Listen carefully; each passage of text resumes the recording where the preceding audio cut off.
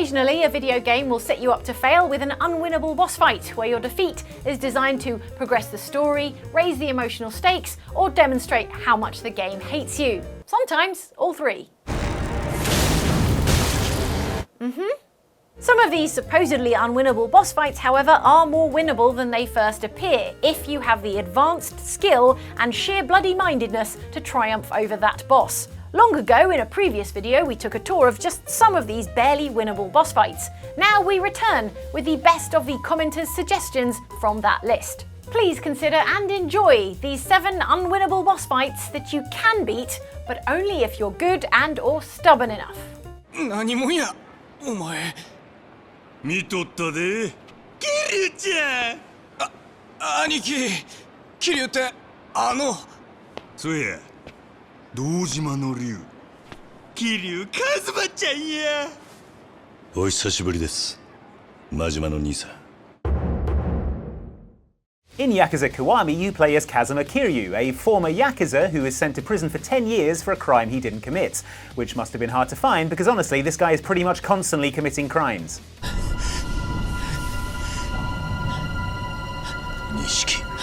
10 years in jail have left Kiryu somewhat rusty in the old street fighting stakes, a fact that doesn't go unnoticed by Goro Majima, a rival Yakuza who was last seen in the prequel Yakuza 0, in which he was a playable character alongside Kiryu.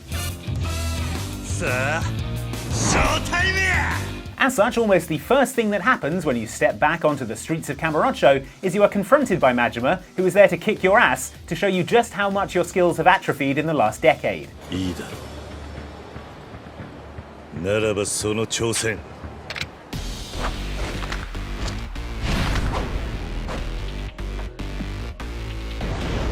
This fight is absolutely brutal, as Majima is one of the hardest fights in the game at any level, let alone right at the start, with 0 leveling up.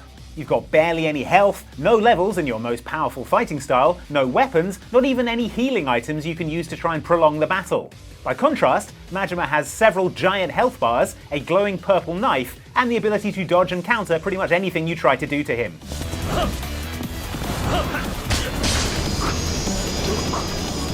And a cool eye patch. Dude's got it all. What's supposed to happen here is you get knocked TF out, reflect on your rustiness, and then Majima offers to help you get stronger by, let me just check my notes here, stalking you around town, putting on weird disguises, hiding under traffic cones, and jumping out of the sewer to attack you at random.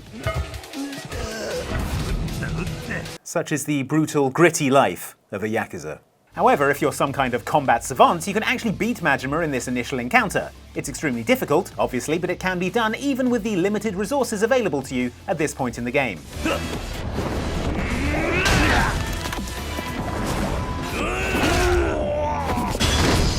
What happens if you manage this incredible feat, I hear you ask? Exactly the same as happens if you lose. Kiryu just has one extra line of dialogue about how he may have won, but can tell he isn't as good as he used to be. Still, you do get 10,000 XP, an absolute fortune at the start of the game, which will make things easier, although, if you beat Majima at this point, I don't think you're going to have much of a problem. It's just a shame that it doesn't save us from an entire game's worth of this.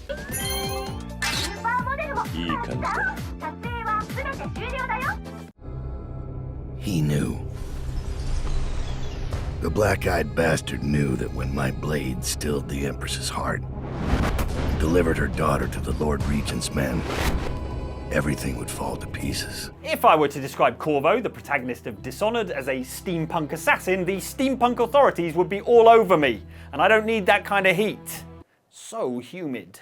Because the aesthetic in Dishonored is, the internet assures me, actually best described as Whalepunk, on account of how everything in the game is powered not by steam, but by whale oil, aka the most volatile substance known to humanity.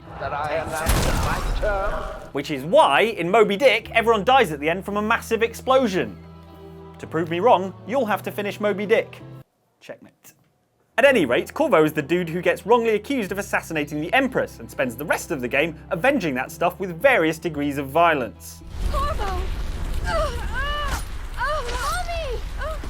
In the Dishonored DLC called The Brigmore Witches, however, you play as Dowd, the dude who actually did assassinate the Empress. Mommy! But The Brigmore Witches begins with a visit from our old friend and former protagonist Corvo, who is not here to swap tips on knife care. Quick, better say something diplomatic. Come to collect on our debt? Did you ever think you deserved to lose your Empress? That a better man took her life, while you gaped like a fool? Or that. Thusly, this DLC kicks off with a momentous one-on-one battle with the powerful, supernaturally gifted Whalepunk assassin you literally screwed over so royally back in the main game. You might have expected a difficult fight, and you'd have been right to. If you also expected to win though, you'll be brutally disappointed when, however good you are, you fail and Corvo gives you an amateur tracheotomy.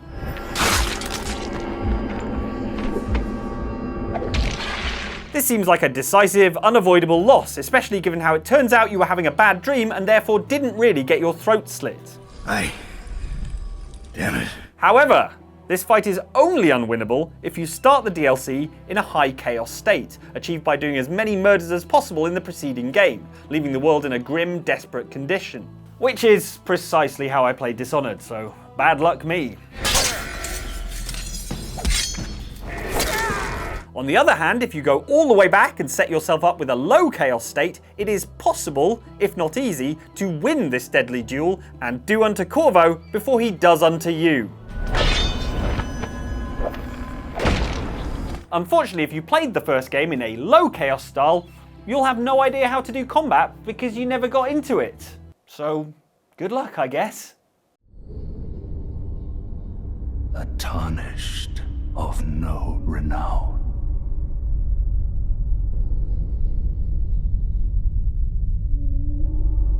Cross the fog to the lands between.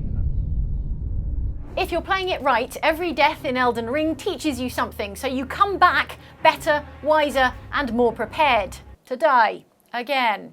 To this end, Elden Ring breaks the seal early and kills you almost as soon as you step out the door into the big, beautiful world of the lands between.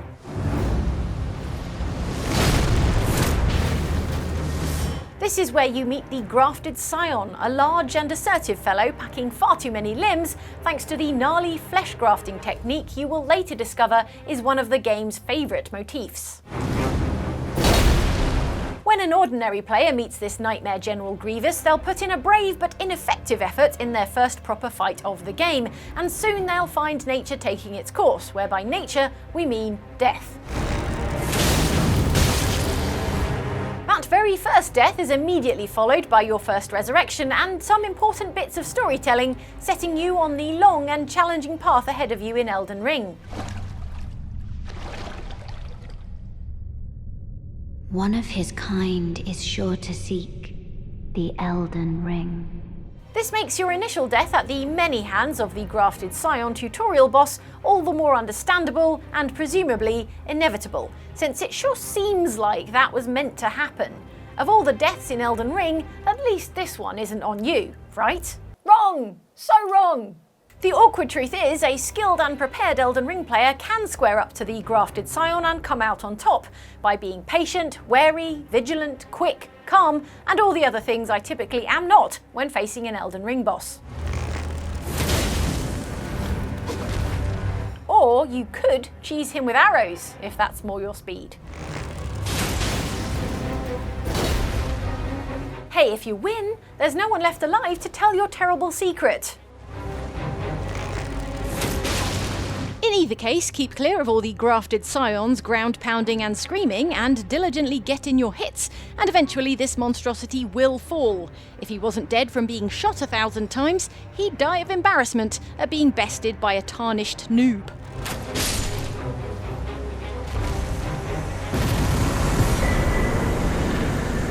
So there you go, it turns out this tutorial boss fight was winnable after all. It will have been hard work, but at least you've got this sword. And who knows, maybe you'll make it through the rest of Elden Ring without dying at all. Maybe you're that good at Elden Ring. Now to investigate this cliff edge.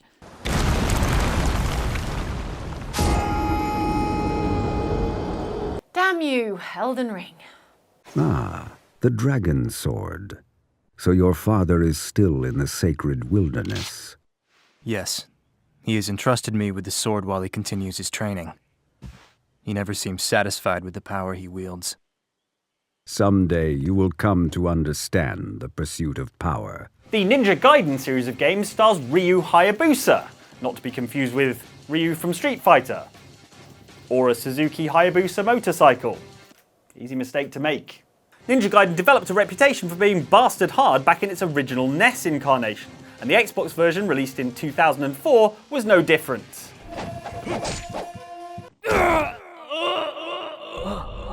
The graceful, ancient art of ninjutsu there. With Ninja Gaiden's reputation for extreme difficulty, you'd be forgiven for some trepidation when you, playing as Ryu, come up against Doku from Ninja Gaiden Sigma, a towering infernal samurai who takes the same laryngitis prescription as Darth Vader. Ah, the failed protector of the Dark Dragon.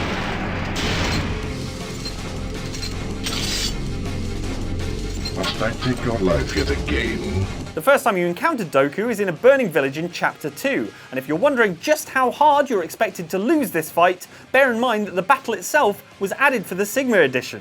In the original version of Ninja Gaiden, it was just a cutscene of you getting immediately murdered.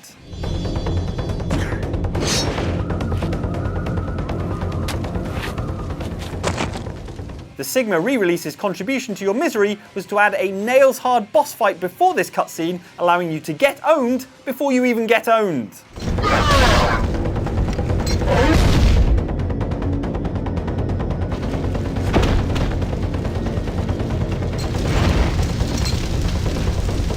I guess that makes you pre-owned, like all the copies of Ninja Gaiden Sigma that were returned immediately after this. The real kicker with this fight is that if you're skilled enough, you can actually whittle Doku's enormous life bar down to 0, but there is literally no difference in the story if you beat him. Not even a different cutscene. You still get insta-killed the moment the fight ends.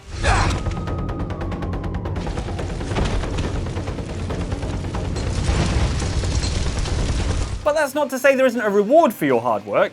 Achieving this unlocks the next most difficult difficulty level that you'd usually have to finish the game to access. So now you can go back and play an even harder version of this fight. So don't you say that Ninja Gaiden never gives you anything. What about that elevated blood pressure? And that eye twitch?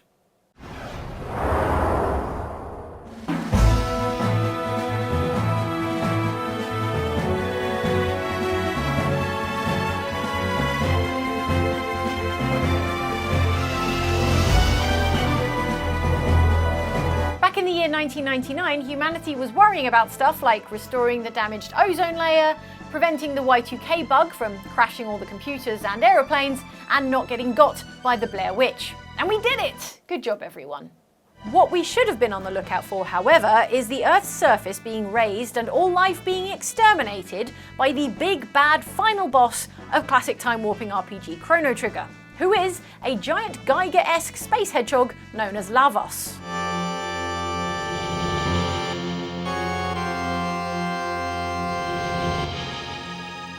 That apocalyptic cataclysm takes place in the year 1999, or it does in the alternate Earth timeline of Chrono Trigger, and the game builds to you averting this disaster by having leveled and prepared your party over long hours of gameplay, beating the hell out of Lavos and saving all life everywhere.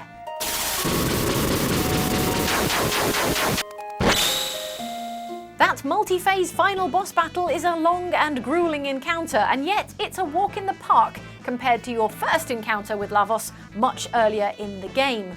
Early on in your time-hopping adventure, you witness Lavos, the enormous flaming space parasite, come crashing down to Earth in the prehistoric past.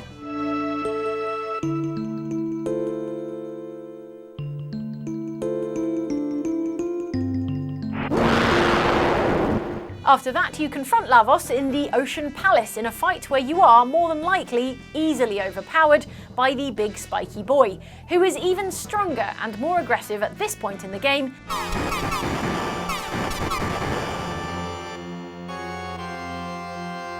Since this is the kind of boss battle designed for you to lose, as a way of establishing your enemy as terrifyingly powerful and nigh on unstoppable.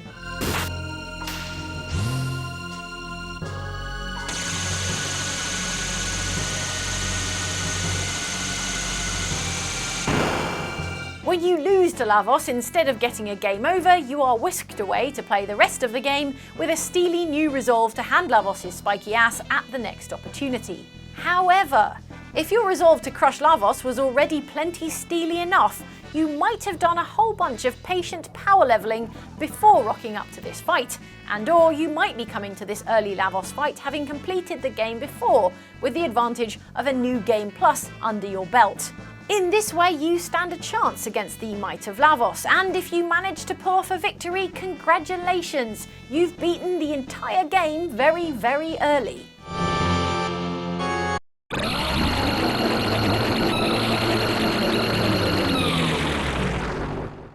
Now you get a special game ending in which you hang out with the developers of Chrono Trigger in their, to be honest, pretty grim-looking development studio and chat about the possibility of a sequel.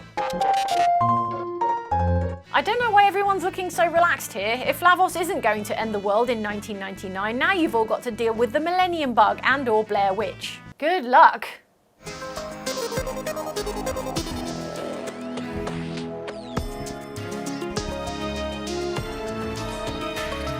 If we were being unkind, we would describe Terraria as basically 2D Minecraft. If we were being kind, we would describe it as basically 2D Minecraft. What? It's basically 2D Minecraft. That's not to say that Terraria didn't introduce some ideas of its own to the crafting genre, including an open class-based system, the ability to recruit NPCs with different roles, and this towering, utterly terrifying wall of flesh that we can hardly bear to look at.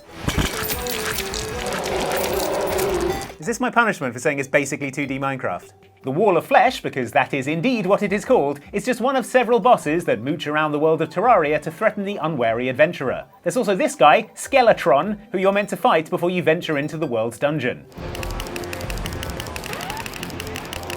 Try and skip that boss fight with Skeletron though, and you'll meet an even more terrifying boss. A boss that strikes fear into the heart of any tiny pixel avatar that encounters it, and that is a floating, spinning skull called the Dungeon Guardian.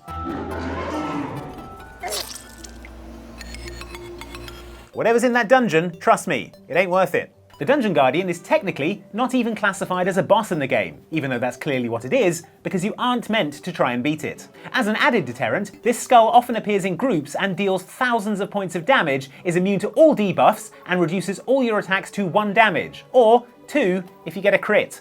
Lucky you. Brings a whole new meaning to the term, you're boned. In spite of this, if you prepare with a rapid-fire weapon with a high chance of critical hits and have a free afternoon, you can technically chip a Dungeon Guardian down from its 9,999 health to 0 and kill the big stupid skeleton head. It's worth it though, because destroying it allows you to summon a smaller skeleton head to follow you around, like this year's must-have goth accessory. Keep an eye out for those in your local Hot Topic. And clearly the Minecraft development team thought bosses were a good idea too, because in November 2011, almost exactly 6 months after Terraria came out, the Ender Dragon was added in Minecraft version 1.0.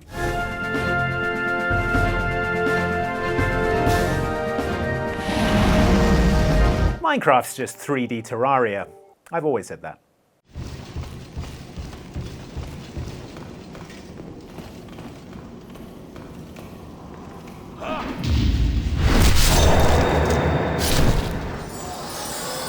The point of a tutorial is to ease you into the game and teach you the rules.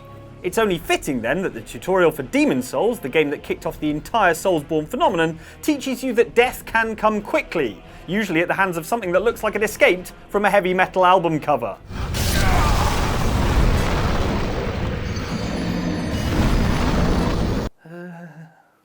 Getting squashed by the Vanguard Demon and waking up in the Nexus is a rite of passage that all Demon's Souls players are supposed to go through, a rug pull that at the time was pretty novel, and this important first death is supposed to be what motivates you to set out and collect more Demon's Souls.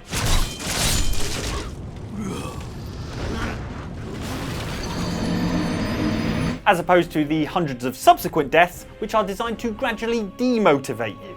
Some particularly skilled players are able to beat the Vanguard Demon during the tutorial, overcoming the twin challenges of avoiding his devastating attacks and being able to stomach having to get really close to his gross wobbly butt flesh.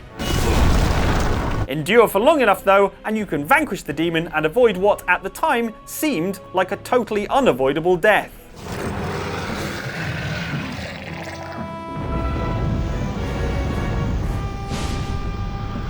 Enjoy it. You've got your whole life ahead of you.